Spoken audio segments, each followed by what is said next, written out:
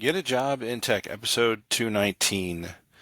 Have you heard of ageism? I've heard of ageism before. So, if you want a job in tech and you worked, no, you're like 25 years old, usually 25 years old, 25 people that are 25 or those under 25, on average, they hold about 50% of the roles in the field, the IT field in general.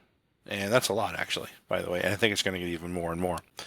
So how do you basically stop this or just get back to past the gatekeeper essentially? So the first thing is it's real, obviously, right? And you got to dictate your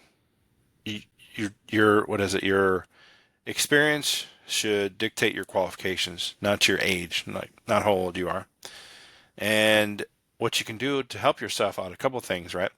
First is on your resume, move your education, like what your education is, to below your experience. So the first thing they see is like your experience.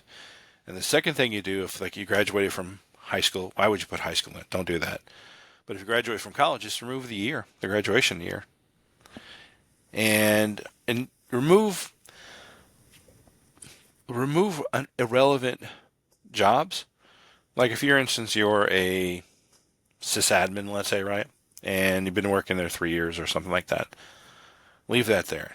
But if you spent 10 years working as a waiter or a cook or a chef or something like that, or even at Walmart, let's say, and it displays how many years you worked there, over 10 years, you can remove that. It's not really relevant in this job. So you can start by removing irrelevant, irrelevant job listings, not job listings, irrelevant skills on your resume. So you're applying, obviously, you're applying for a sysadmin or a tech IT role, let's say, and you worked at Walmart for 10 years. Just remove it. Doesn't matter. It's not relevant.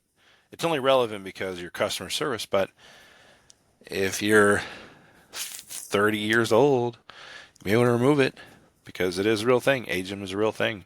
Because they want to get somebody who's obviously youngest better. Youngest is better, 25 or probably younger than that if they could. 18, 19, 20, 21. It's so much easier. Why? I can tell you why. Because usually people that are under 25 are not married yet, and they don't have kids, they don't have responsibilities. So it's job, it's career. That's what they're focused on. And like it or not, it happens. Company will use you. It's just a common thing, whatever, for 5 or 6 years. And hey, can you stay late today?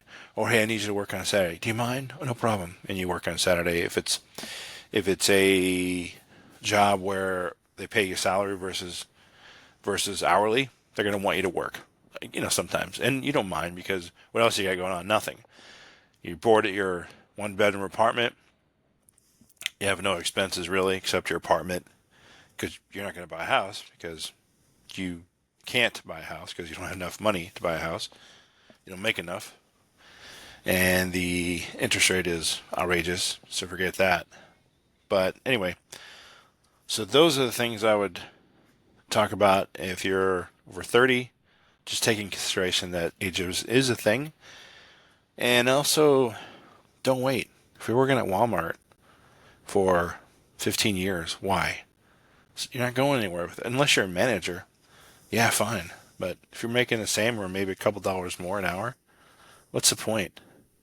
If, you can't work at Walmart 15 years, and Walmart, how they work their schedule is sometimes you have to work different days of the week. And is that a life? Maybe, maybe not. But same company, no growth there. So think about that as well. So thanks a lot. We'll see you in the next one.